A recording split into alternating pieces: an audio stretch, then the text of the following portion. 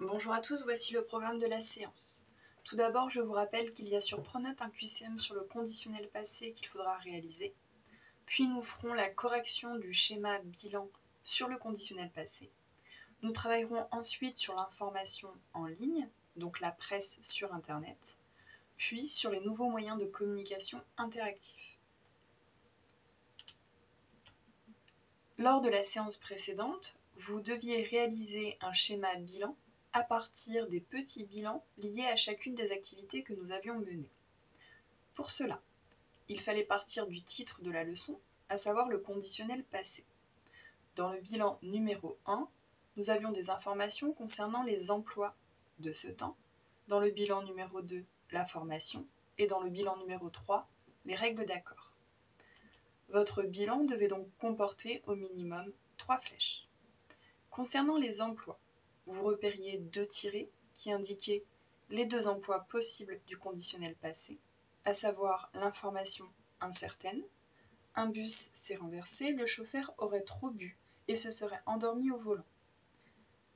Ce type d'emploi est très présent dans la presse puisque les journalistes l'utilisent pour divulguer une information dont ils ne sont pas sûrs. Quant à l'expression du regret, vous pouviez utiliser l'exemple « il aurait pu faire l'effort de venir ». Pour la formation, nous avons vu que le conditionnel passé est un temps composé, formé donc de 2 mots, l'auxiliaire être ou avoir au conditionnel présent, puis le participe passé. Vous pouviez réécrire être et avoir au conditionnel présent. À présent, concernant les règles d'accord, qui sont les mêmes pour tous les temps composés, nous avions vu qu'avec l'auxiliaire avoir, il n'y avait jamais d'accord entre le sujet et le participe passé, alors que lorsque l'auxiliaire utilisé était être, il fallait accorder le sujet avec le participe passé. Voici donc le bilan tel que vous pouviez le construire. Souvenez-vous, un bilan est efficace lorsqu'il comporte des exemples personnels.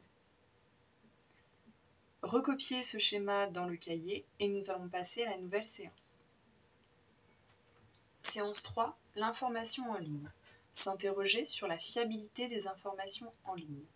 La fiabilité signifie ce qui est fiable, ce qu'on peut croire parce qu'il a été vérifié.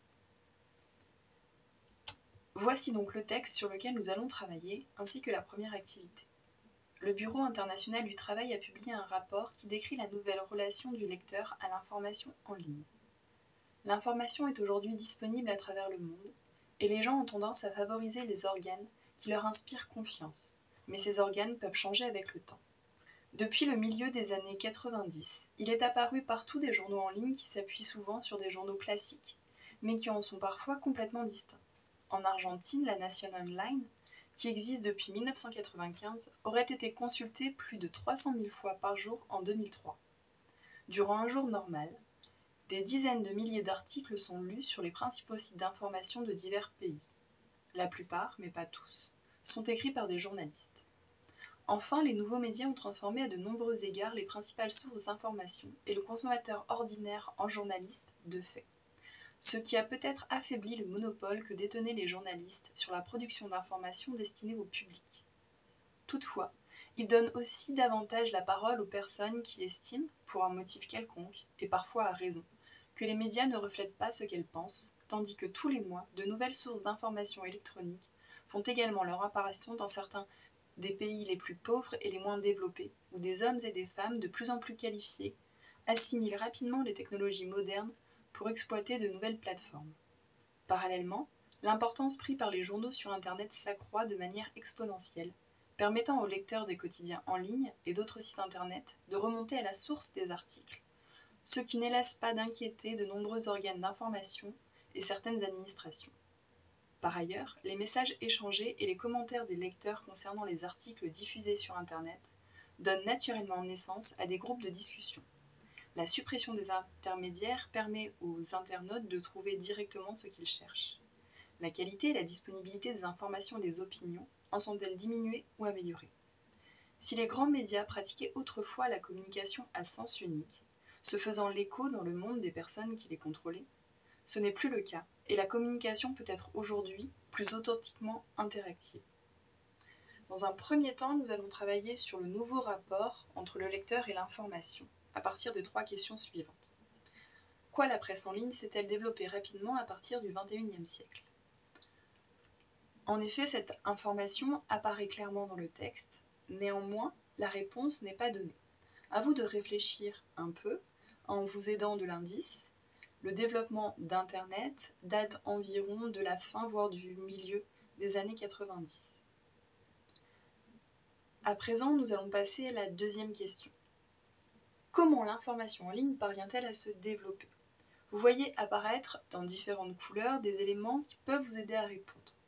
En vert, des informations sur le point de vue des lecteurs. En bleu, l'espace de discussion qui se forme autour d'une information. Et en rose, la mention de la vérification des sources d'information. À vous d'allier ces éléments pour construire une réponse à la question numéro 2. Nous passons donc à la question numéro 3. Avec la presse en ligne, les lecteurs deviennent parfois des journalistes. Que pensez-vous de cette information?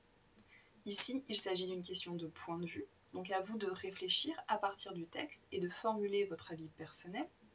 Pour cela, posez-vous 2 questions.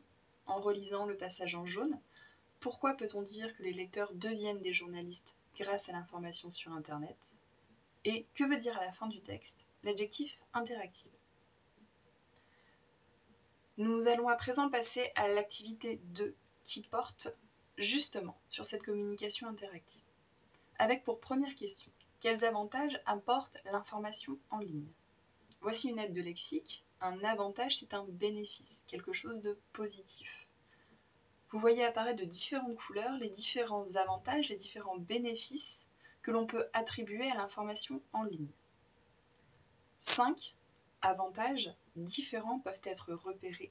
Il s'agit ici de reformuler le texte pour traduire, pour expliquer les avantages qui sont liés à la communication en ligne. Puis nous passerons à la question 2. Selon vous, l'existence d'un espace de commentaires sur les sites d'information est-elle une bonne ou une mauvaise idée? Justifiez votre réponse. Cette question débute par « selon vous ». Il s'agit donc d'une question de point de vue.